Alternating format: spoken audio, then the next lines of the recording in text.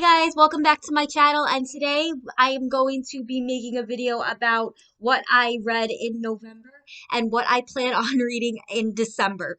I don't really have enough content for a wrap up because I pretty much only got through one book. Yes, I know I only got through one book. I know I had a very ambitious mid-November TBR and I was only able to get through one book. I will explain why though. Then I'm going to just really quickly show you what I plan on reading in December. Yeah, let's get started. The book that I was able to complete was The House Across the Lake by Riley Sager. I'm going to preface this by saying this is my first Riley Sager book, so I have no idea what type of books that he likes to write or anything like that, because obviously, as I said, I haven't read anything else by him.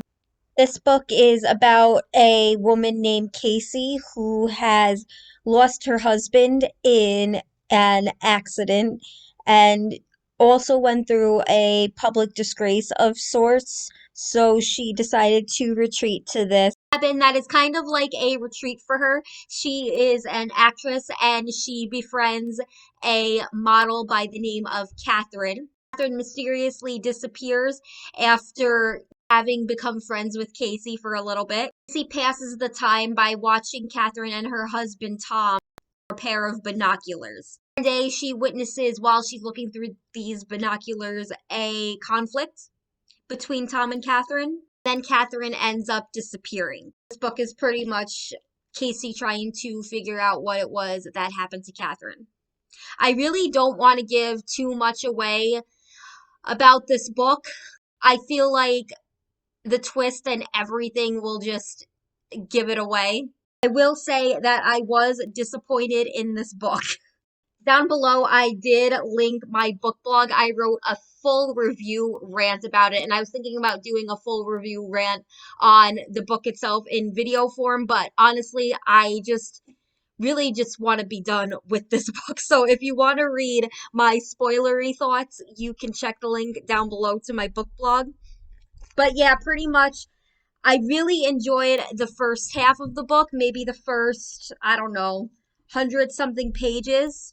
I read that a lot of other people thought this part was boring, but it honestly didn't bug me at all. I really liked the fact that we got to know Casey and, stuff that had to do with her past leading up to where she was. I really enjoyed reading about that. But then the next half of the book I did not enjoy at all. All I'm going to say is that I wish I had read maybe a few more of Riley Sager's books because maybe I would have known what to have expected then. That's all I'm going to say about it though, as far as that is concerned.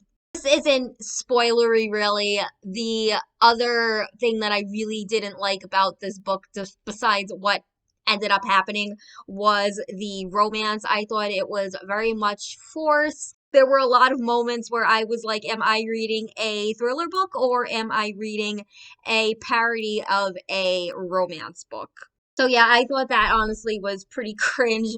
That kind of ruined the book a little bit more for me than I wanted it to. In fact, the one point where I wanted to DNF it was when there was just so many over the top romantic moments that I just felt were so cliche and cringe, and it took away from my enjoyment of the book a little bit. But yeah, I would probably give this book maybe 3 stars, maybe even would round that down a little bit. So this was the only book that I was able to complete in the month of November. The next book I have here is Red Rising by Pierce Brown.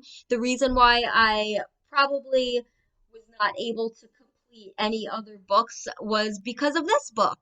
I just kept forcing myself to read it.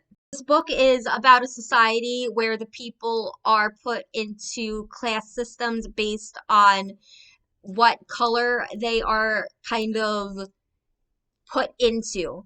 At first, I thought it had to do with the color of their blood, but I really don't think that's the case because this isn't a spoiler, but some people were in situations where they were bleeding and their color of their blood was red. Yeah, I honestly don't know. You guys can correct me and tell me what it is that it was. Right now, I am classifying this book as a DNF. This book is about a 16-year-old named Darrow. He's living in a society where people are kind of cast and grouped into class systems, gold being the highest level of upper class, and Darrow belonging to the low reds, which pretty much means he and other people in that class are slaves, pretty much. They're digging in the surface of Mars, expecting to pretty much make the planet livable for future generations, and that he and his fellow lower reds are pretty much just working to mine this compound. I think it's called helium-3 or something like that, which makes the surface livable. So he's pretty much working for this compound, but he's being told that it's for a different reason than what it is. The reason that I am DNFing this book is because honestly, I'm finding it a little boring. Like there's stuff going on, but I'm just not interested in what's going on. I really don't like Darrow at all. He's just really full of himself, and there's a difference between being full of himself and being confident, and I wouldn't classify this as confident. I would really classify this as being super egotistical, and he likes to talk about it a lot. I would call Darrow a Gary Stu, which is pretty much the male equivalent of a Mary Sue, and I absolutely hate Gary Stews and Mary Sues, and that is also a big reason why I am going to be DNFing this book. I was honestly really confused in the first few chapters because I understand that the author is trying to do some world building, and I definitely understand that needs to be done. But honestly, there were so many random phrases and names thrown out, and I was just getting so confused. Again, I understand that this is necessary for world building, but I just didn't find it really interesting or helpful at all. I don't like the way the relationships are established. There's this one person named Mateo who Darrow comes across, for example, and Darrow actually throws kind of a homophobic slur at him. They don't have many interactions after that are described, but by the time it's time for Darrow to part from Mateo, he calls Mateo his friend. And I'm just like, I did not see a lot of development for this friendship.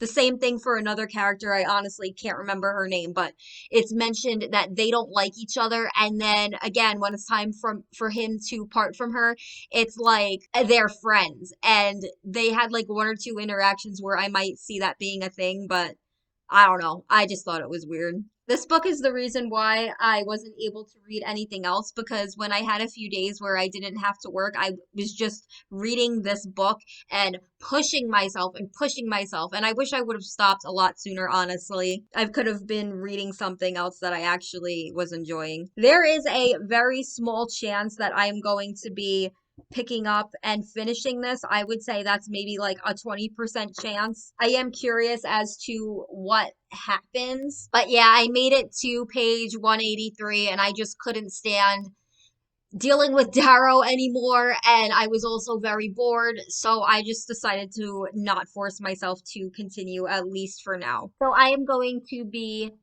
classifying this as a DNF.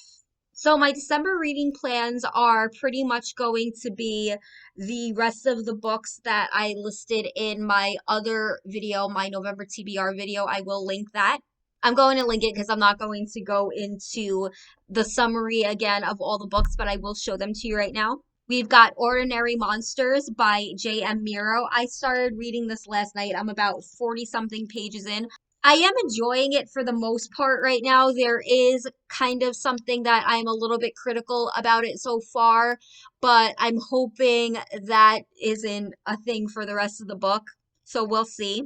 I really am enjoying the writing in this book for sure, though. Then we have Big Summer by Jennifer Weiner, The Summer Place by Jennifer Weiner, This Time Next Year by Sophie Cousins, and The Ink Black Heart by Robert Galbraith.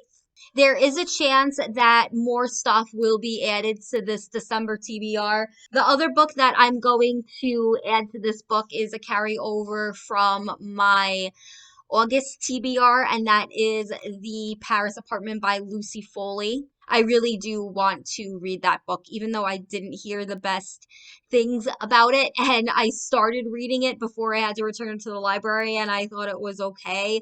But yes, I would like to finish that next month as well. That's all I'm going to officially commit to. If I have a good flow going with the books and I have time to add more, you will see that in my wrap up. So yeah, that is what we have going on for the rest of the year. I know there wasn't a ton of new material in this video, but I did want to put out something for you guys. So let me know below what books you guys plan on reading this month to round out your year of reading, and I will see you guys soon. Bye.